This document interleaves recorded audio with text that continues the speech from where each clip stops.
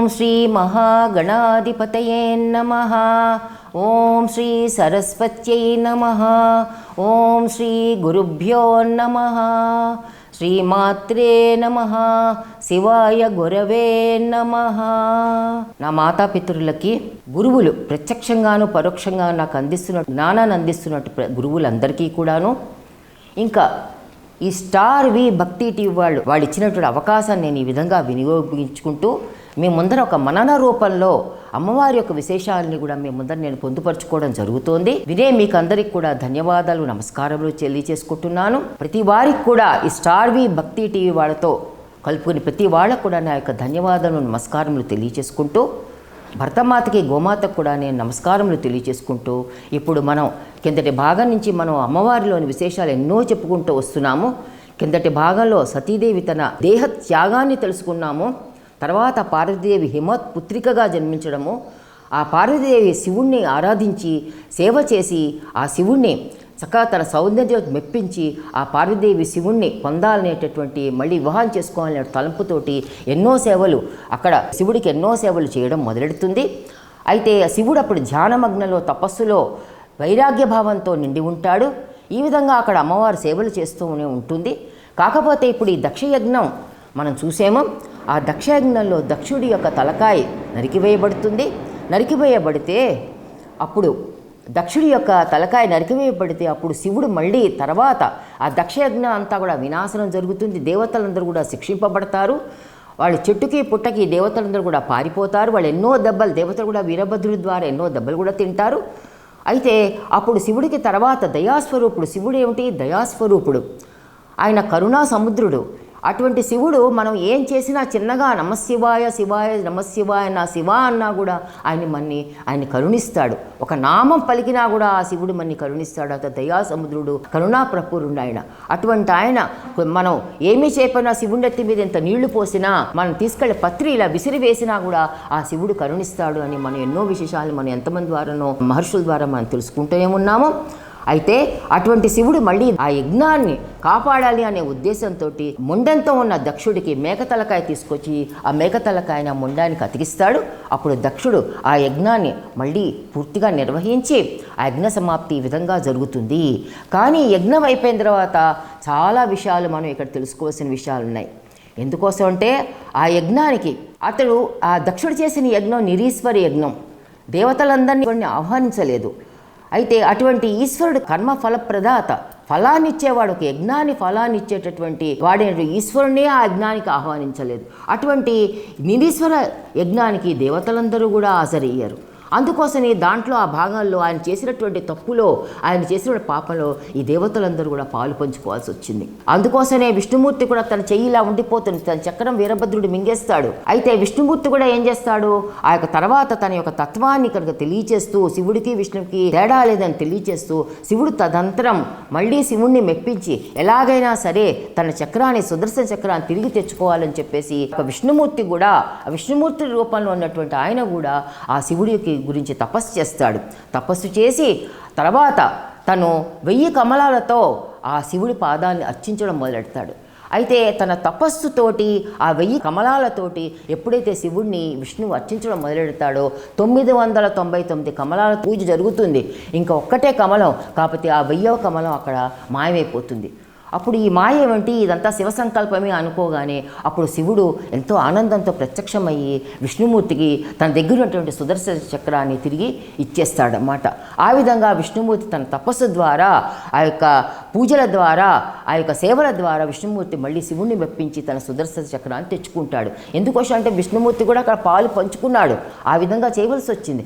అలాగే దేవతలందరూ కూడా ఏమైంది, ఈ దక్షుడి యజ్ఞంలో, ఇటువంటి అధర్మమైన యజ్ఞంలో ఈ యొక్క దేవతలందరూ కూడా పాలు పంచుకోవడం వల్ల వాళ్ళకి అనుకోని కష్టాలు ఎన్నో తలెత్తుతాయి అన్నమాట. ఆ కష్టాలన్నీ కూడా వాళ్ళు ఓర్వలేకపోతారు. అయితే ఇక్కడ ఒక పెద్దవాళ్ళు మనకు ఒక విషయం చెప్తాడు, కర్త కారయిత్వా చైవ ప్రేరకస్య అనుమోదకః సుకృతం దుష్కృతం చైవ చత్వార్హ సంభాగినః అంటారు. అంటే ఎవరైతే ఒక పని చేస్తారో, ఒక పని అంటే ఒక కర్మ, అంటే అది మంచి కర్మ అని, మంచి పనవని, చెడ్డ పనవని, ఆ పని చేసేటప్పుడు ఎవరైతే కనుక చేస్తారో, ఎవరైతే కనుక ఆ పని చేస్తూ ప్రోత్సహిస్తారో, ఆ పనిని చూసి బాగుంది అని ఇంకా ముందరికి తీసుకెళ్తారో, అలా ఎవరైతే నలుగురు ఉన్నారో వీళ్ళందరూ కూడా దాంట్లో ఆ పనిలో ఎవరైతే పాల్గొంటారో అది మంచి కర్మ అయితే మంచి ఫలితాన్ని ఇస్తుంది, చెడు కర్మ అయితే చెడు ఫలితాన్ని ఇస్తుంది. ఏ ఫలితాన్ని అయితే ఆ కర్మ వల్ల వస్తుందో ఆ ఫలితం ఈ నలుగురు కూడా పలుచుకోవలసినదే అంటున్నారు. అంటే ఒకళ్ళు మంచి పూజ, ఒక మంచి యజ్ఞం ఏదో ఒకళ్ళు చేస్తున్నారనుకోండి, అబ్బా వాళ్ళు ఎంత బాగా చేస్తున్నారు అని మనం ఎంతో ఆనందంతో చూసినట్లయితే ఆ యొక్క పూజా ఫలం కొంత మనకు కూడా చేరుతుందనమాట. ఎప్పుడైతే మనం అటువంటి చూసి మనం ఈర్ష్యపడ్డామనుకోండి, ఈర్ష్యపడినప్పుడు ఆ ద్వేషం, ఆ యొక్క ఈర్ష్య వల్ల మనకి కలిగిన పాపం కూడా మనకి లభిస్తుంది. అలాగే ఎవరైనా చెడ్డ పని చేస్తూ ఉంటే బాగుంది అని చెప్పేసి వాళ్ళని ప్రోత్సహించేవనుకోండి, ఆ చెడ్డ పనిలో ఫలితం కూడా మనకి అనుభవించవలసి వస్తుంది. అయితే దక్షుడు నిరీశ్వరే యాగం చేశాడు. అయితే కర్త కారయిత చైవ ప్రేరకస్య అనుమోదక సుకృతం దుష్కృతం చైవ చత్వార్హ సంభాగిన అని ఈ విషయం మనం ఎప్పుడూ కూడా గుర్తుపెట్టుకోవాలి. అందుకని ఒక మంచి పని ఎవరైనా చేస్తుంటే మనం వాళ్ళకి ప్రోత్సాహం ఇవ్వాలి, ముందరికి నడిపించాలి. మనం చేయలేకపోయినా పర్వాలేదు, వేరే వాళ్ళు చేస్తుంటే ఆనందపడాలి. అలాగే ఒక పని సరియైన పని కాదన్నప్పుడు మన ధర్మంగా వాళ్ళకి చెప్పాలన్నమాట. అమ్మ ఇది చెయ్యొద్దు, ఇది మంచి పని కాదని చెప్పడం మన బాధ్యత. చెప్పిన తర్వాత వాళ్ళు చేస్తే ఇంకా మనం ఏమీ చేయలేం, దానికి మనకేమీ చేయలేం. కాకపోతే మన బాధ్యతగా మన ధర్మ నిర్వహణ అక్కడ చేయవలసిన బాధ్యత ఎంతో ఉంటుందన్నమాట. ఈ విధంగా ఈ దేవతలందరూ కూడా ఆ యాగంలో పాల్గొనడం వల్ల వాళ్ళ ఒక శక్తులన్నీ ఉడిగిపోవడం మొదలెట్టాయి, వాళ్ళ తపస్సు అంతా కూడా క్షీణించడం మొదలెట్టింది, వాళ్ళ శరీరాలని కూడా ఎంతో నీరసపడిపోతాయి, వాళ్ళలో ఉన్నటువంటి తేజస్సు అంతా కూడా అంతరించడం పోవడం మొదలెట్టింది. ధర్మం కూడా నశించిపోవడం జరిగింది. వాళ్ళ తేజస్సు, తపస్సు, ధర్మము మెల్లిమెల్లిగా క్షీణించడం మొదలెట్టింది. ఎప్పుడైతే కనుక ఇలా క్షీణించడం మొదలెట్టిందో ఆ దేవతలందరూ కూడా భయభ్రాంతులు గురవుతారు. వాళ్ళు ఏ పని వాళ్ళకి శక్తులు ఉడిగిపోతున్నాయి, వాళ్ళకున్న శక్తులు వాళ్ళు ఏ పని వాళ్ళు చేయలేకపోతున్నారు. చేయలేకపోయేసరికి అది కాకుండా అదే సమయంలో తారకాసురుడైన రాక్షసుడు విజృంభిస్తాడు. ఈ తారకాసురుడైన రాక్షసుడు ప్రకోపిస్తాడు. అయితే ఈ తారకాసురుడైన రాక్షసుడు కూడా ఈ దేవతల మీద ఎంతో విజృంభించి అనుకోని బోడని కష్టాలు గురి చేస్తూ ఉంటాడు. ఈ తారకాసురుడు ఎవడు? వజ్రాంగుడు అనేటటువంటి రాక్షసుడి కొడుకు. ఈ వజ్రాంగుడు ఈ తారకాసురుడు ఏమిటంటే, అప్పుడు ఎలాగైనా సరే ఈ తారకాసురుడు ఈ విధంగా చేస్తూ దేవతలని కూడా చాలా కష్టపెడుతూ ఉంటాడు. అప్పుడు ఈ యొక్క తారకాసురుడు బ్రహ్మ గురించి తారకాసురుడు తపస్సు చేస్తాడు. తపస్సు చేసి ఏం వరం కోరతాడంటే ఈ తారకాసురుడు ఏం వరం కోరతాడంటే, నాకు శివశక్తుల వల్ల జన్మించినట్టు కుమారుడి వల్లనే నాకు ఈ యొక్క మరణం సంభవించాలి, మిగతా ఎవరి వల్ల నాకు మరణం సంభవించకూడదు. తారకాసురుడు అంటాడన్నమాట, తను తపస్సు చేసి ఆ తపస్సు ఫలితంగా తను కోరుకునేది ఏమిటంటే వేరే ఎవరి వల్ల తనకి మరణం రాకూడదు, ఓన్లీ తనకి శివశక్తుల వల్ల ఉద్భవించేటువంటి ఆ యొక్క కుమారుడి వల్లే నాకు మరణం రావాలి అని కోరుకుంటాడన్నమాట. దానివల్లనే కుమారస్వామి జనిస్తాడు. ఆ కథంతా కూడా ఇంకా చాలా ఉంటుంది. అయితే ఈ విధంగా ఈ తారకాసురుడు కూడా ఈ దేవతల్ని కూడా నానా కష్టాలు పాల్చేస్తాడు. ఎందుకంటే దేవతలు ఏం చేయలేదు తారకాసురుడిని, ఎందుకంటే శివశక్తుల వల్ల కలిగే కుమారుడే వీడిని ఏమన్నా కనుక ఇటువంటి దుష్ట కార్యాలని కూడా ఆపగలడు. ఇంకా వేరే వాళ్ళు ఏమీ చేయలేరు కనుక వాళ్ళు ఏమీ చేయలేక అటు బాధలను అనుభవిస్తూ ఇటు ఈ విధంగా దక్షుడు చేసిన నిరీశ్వర యాగానికి పాల్గొనడం వల్ల కూడా వాళ్ళు ఎన్నో బాధలు అనుభవిస్తూ ఉంటారన్నమాట. ఇలా అనుభవిస్తూ ఉంటే అప్పుడు ఏమి చేయాలి అని వాళ్ళు అనుకుంటూ ఉంటారు. అనుకునే సమయంలో అప్పుడు వాళ్ళ స్మృతి పదాల్లో వాళ్ళకి మన్మధుడు తలంపుకు వస్తాడనమాట. మనం ఇప్పుడు ఎలాగైనా సరే మన్మధుడిని పట్టుకుందాము, ఈ మన్మధుడు ఈ కోరికల్ని పుట్టించి ఈ సృష్టిలో కోరికల్ని కలిగించేవాడెవడు? మన్మధుడు అనమాట. అంటే ఒక కర్మ చేయాలంటే దానికి ప్రేరణ కావాలి. ప్రేరణకి కోరిక, కర్మ నీ ప్రేరేపించేవాడు. కర్మకి ప్రేరణ ఏది అంటే కోరిక. కోరిక వల్లనే యావత్ మనం కర్మలు చేస్తూ ఉంటాం. ఇది కావాలి అది కావాలి రకరకాల కర్మలు చేస్తూ ఉంటాం. అంటే ముందర సృష్టి కనుక బ్రహ్మదేవుడుగా అసలు ఈ మన్మధుడు ఎలా ఉద్భవించాడంటే ఒకప్పుడు బ్రహ్మదేవుడు తను సృష్టి చేస్తాడు. సృష్టి చేసినప్పుడు ఈ యొక్క సృష్టి అంతా కూడా అక్కడితో ఆగిపోకూడదు, ఈ యొక్క ప్రజోత్పత్తి జరుగుతూనే ఉండాలి. అందుకని తన సృష్టి అంతా కూడా వ్యాప్తి చెందాలంటే కనుక ఈ యొక్క సృష్టిలో ఉన్నటువంటి జీవరాశుల్లో కోరిక కలగాలి. ఆ కోరిక వాళ్ళు చేసే ప్రేరణతో ఎలా కలుగుతుంటే కోరిక వల్ల కలుగుతుంది కాబట్టి అప్పుడు కర్మ చేస్తారు, దానివల్ల ప్రజోత్పత్తి కలుగుతుంది. అటువంటి కోరికలు కలిగించాలంటే ఎలాగా అని చెప్పేసి ఒకసారి బ్రహ్మదేవుడు లక్ష్మీ విష్ణువుల దగ్గరికి వెళ్ళి తన యొక్క బాధని తెలియచేసుకుంటాడు. ఈ సృష్టిని ఏ విధంగా మనం తీసుకువెళ్ళాలి, ముందరికి తీసుకెళ్ళాలి, ప్రజోత్పత్తి ఎలా జరగాలి, దానికి ఉపాయం చెప్పమంటే అప్పుడు లక్ష్మీనారాయణులు తమ మనస్సులోంచి అప్పుడు చెప్తారన్నమాట. లక్ష్మీనారాయణ తమ మనస్సులోంచి ఆ మనస్సులోంచి తాము అనుకు సంకల్పం చేసుకుని ఆ మనస్సులోంచి మన్మధుడు అనే రూపాన్ని తీసుకొస్తాడు. మన్మధుడు దాల్చి ఆ విధంగా ఆ రూపంతో మన్మధుడు ప్రత్యక్షమవుతాడు అనమాట. అంటే సృష్టిలో ఈ యొక్క జీవరాశుల్లో ఉన్న కోరికలన్నీ కూడా ఎవరు కలిగిస్తూ ఉంటారు? మన్మధుడు కలిగిస్తూ ఉంటాడనమాట. ఆ సృష్టిని ముందరికి తీసుకెళ్ళడం గురించి, ప్రజోత్పత్తి గురించి ఈ విధంగా మన్మధుడు ఉద్భవించడం జరుగుతుంది. ఈ మన్మధుడు లక్ష్మీనారాయణ యొక్క మనస్సులోంచి ఉద్భవిస్తాడనమాట. ఈ విధంగా జరుగుతుంది. అయితే ఈ దేవతలందరూ అనుకుంటారు ఇప్పుడు మనం మన్మధుడిని పట్టుకుంటే కనుక మన యొక్క కష్టకాలం నుంచి మనం బయటపడవచ్చు అని చెప్పేసి అప్పుడు మన్మధుడి దగ్గరికి వెళ్తాడు. వెళ్ళి నాయనా ఇప్పుడు ఈ యొక్క కష్టాల నుంచి మమ్మల్ని ఉద్ధరించే వాళ్ళు పార్వతీ పరమేశ్వరులే, ఇంకెవరూ లేరు. అందుకోసమని ఈ పార్వతీ పరమేశ్వరులు ఇప్పుడు విడివిడిగా ఉన్నారు. పార్వతి విడిగా ఉంది, పరమేశ్వరుడు విడిగా ఉన్నాడు. పార్వతి యొక్క శివుడి యొక్క సేవ చేస్తుంటే అప్పుడు ఆ సేవ చేసే సమయంలో సేవ చేయడానికి ఆమె ఉంది. అయితే ఈ యొక్క పరమేశ్వరుడు వైరాగ్య స్థితిలో, ధ్యాన స్థితిలో ఉన్నాడు. ఇప్పుడు వీళ్ళిద్దరూ కూడా కలయిక జరగాలి. వాళ్ళ కలయిక వల్ల వాళ్ళకు ఒక పుత్రుడు జన్మించాలి. ఆ పుత్రుడే ఈ యొక్క దుష్టులందరినీ కూడా నాశనం చేయగలడు, తారకాసురుడు మిగతా దుష్టులను నాశనం చేయగలడు అని ఈ విధంగా చెప్పగా అప్పుడు మన్మధుడు అనుకుంటాడనమాట, అబ్బా దేవతలంతా వాళ్ళే నా దగ్గరికి వచ్చారే, నన్ను అడుగుతున్నారని చెప్పేసి మన్మధుడు ఒక అహంకారం తలెత్తుతుందనమాట. అహంకారం తలెత్తేసరికి మన్మధుడికి ఏమవుతుంది? అప్పుడు అహంకారంతో ఇప్పుడు ఇంకేముంది, నేను శివుడి దగ్గరికి వెళ్ళి నేను బాణం వేసి ఎలాగనే సరే శివుడి యొక్క మనస్సు నేను ఆ యొక్క వైరాగ్య స్థితి నుంచి పక్కకు తీసుకొచ్చి పార్వతీదేవి మీద చక్కగా ప్రేమ పుట్టేటట్టుగా నేను చేస్తానని చెప్పేసి మన్మధుడు తన బాణాన్ని తీసుకుని ఆ బాణంతో శివుడికి ఎదురుగా వెళ్ళి నిలబడతాడు. వాడు బాణం ప్రయోగించాలని చెప్పేసి అప్పుడు శివుడు ధ్యాన స్థితిలో ఉంటాడు. స్థానస్థితిలో ఉంటే మన్మధుడు ముందర శివుని చూడగానే తట్టుకోలేడు. ఆ స్వరూపాన్ని చూసేసరికి ఎంతో వైరాగ్య స్థితిలో, ధ్యాన స్థితిలో నిశ్చలంగా ఉంటాడు. అటువంటి స్వరూపాన్ని, ఉత్కృష్టమైన స్వరూపాన్ని చూసేసరికి ముందర మన్మధుడు కాళ్ళు చేతులు వణికిపోతాయి. వణికిపోయినా కూడా అతను అలాగే నిశ్చలంగా బాణం వేయాలని నిశ్చయించుకుని నిలబడితే అదే సమయంలో ఎలా వేయాలి బాణం అని భయపడుతున్న సమయంలో పార్వతీదేవి అటుగా వస్తుంది.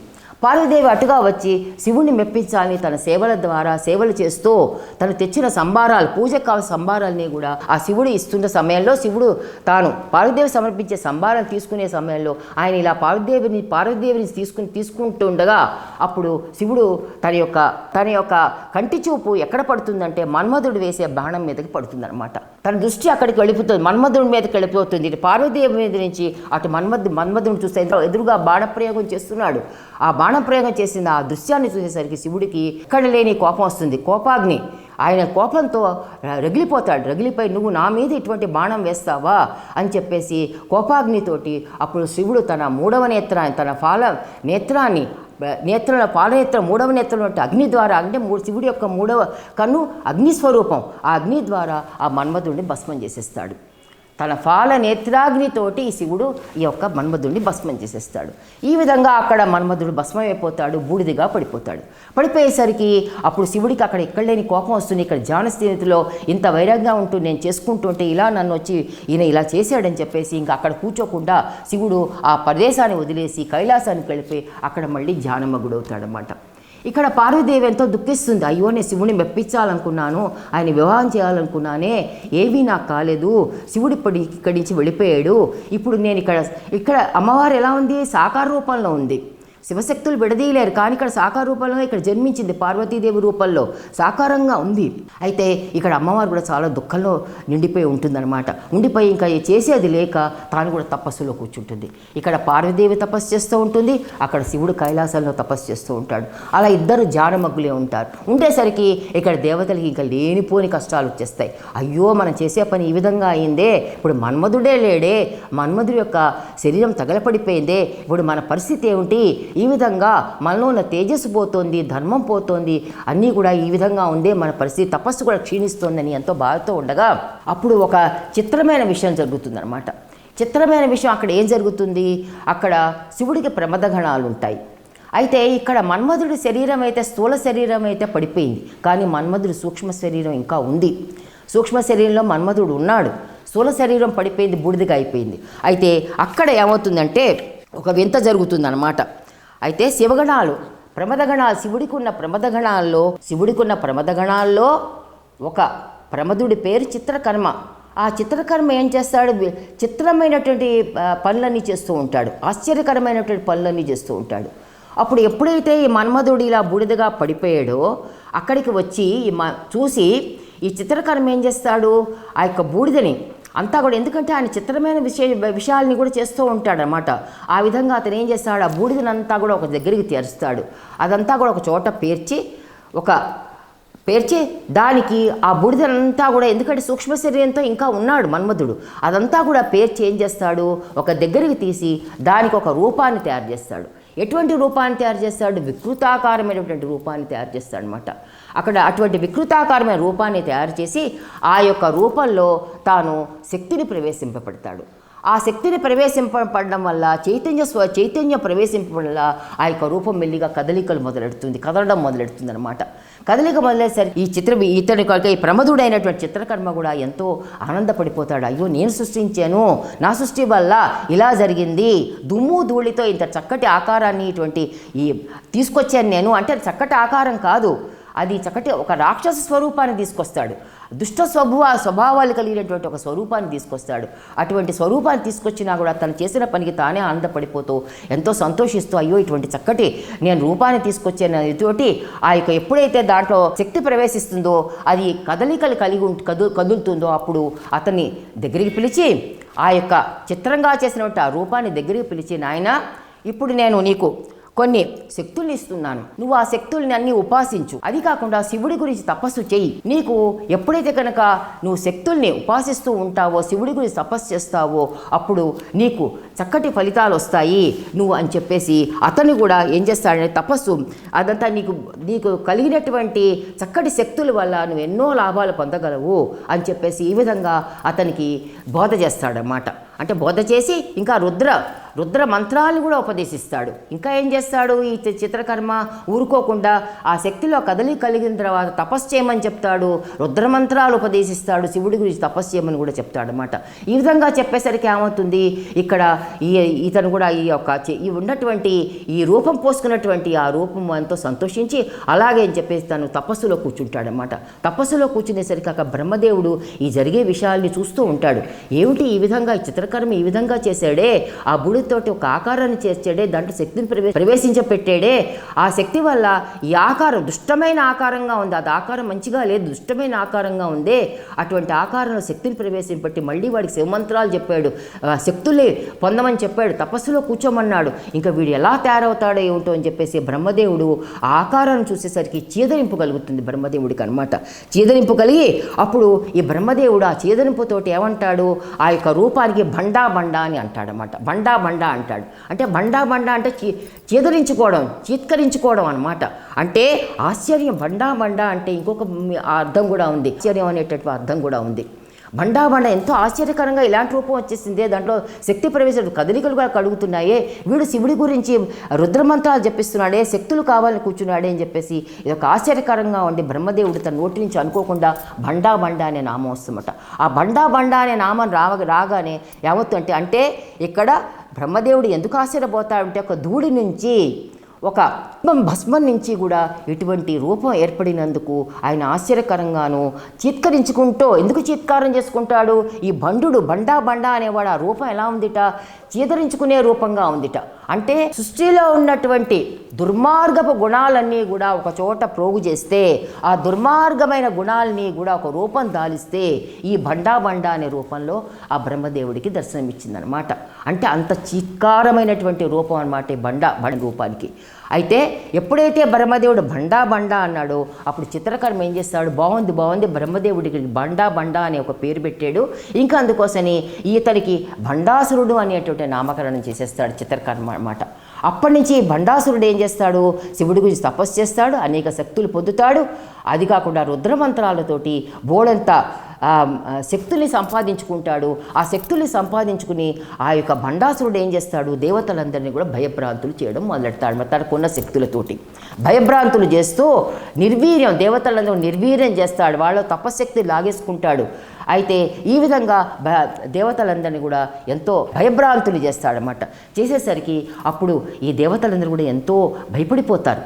అది కాకుండా వీడి యొక్క తపస్సు ఎలాంటిది? తామసిక తపస్సు. అంటే మంచి గురించి వీడు తపస్సు చేయలేదు. శక్తులు రావాలి, ఈ దేవశక్తులన్నీ కూడా క్షీణింప చేయాలి. తనది రాక్షస శక్తి, సంపాదించిన శక్తులన్నీ కూడా రాక్షస స్వరూపం తంది.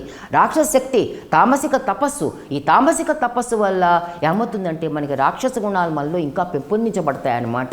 ఎప్పుడైనా సాత్వికమైనటువంటి పూజలు, సాత్వికమైనటువంటి తపస్సు ఇవన్నీ కూడా మనలో మంచిని కలగజేస్తాయి.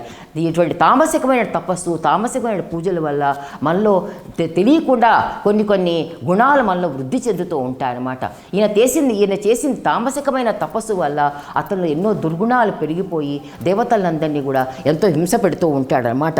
అంతేకాకుండా వీడు అక్కడితో ఊరుకోడు. వీడు ఏం చేస్తాడు? తన యొక్క తపశ్శక్తితోటి తనలో తను సంకల్పించుకుని ఇంకో ముగ్గురు రూపాలని తన నుంచి బయటకు తీసుకొస్తాడు. ఈ బండాసురుడు తపశ్శక్తితోటి తనలో తను సంకల్పించుకుని ఇంకొక 3 రూపాలని బయటకు తీస్తాడు. ఆ 3 రూపాలు ఏమిటి? 2 మగ రూపాలు, 1 ఆడ రూపము. అయితే 2 మగ రూపాలు ఏమిటి? విశుక్రుడు, విషంగుడు. ఈ విశంగుడు కూడా మనం లలితాశ్రమాల్లో మనం చూస్తూ ఉంటాం అనమాట. ఈ యొక్క రూపాలని కూడా ఆయన బయటకు తీసుకొస్తాడు. విశంగుడు కూడా ఎలాంటి వాళ్ళు? కుడి భుజము ఎడమ భుజం లాంటి వాళ్ళు. ఎక్కడ బండాసురుడు ఉంటాడో వీళ్ళిద్దరు కూడా అక్కడ ఉంటాడు. ఒకడు మంత్రి, ఒకడు సైన్యాధిపతి.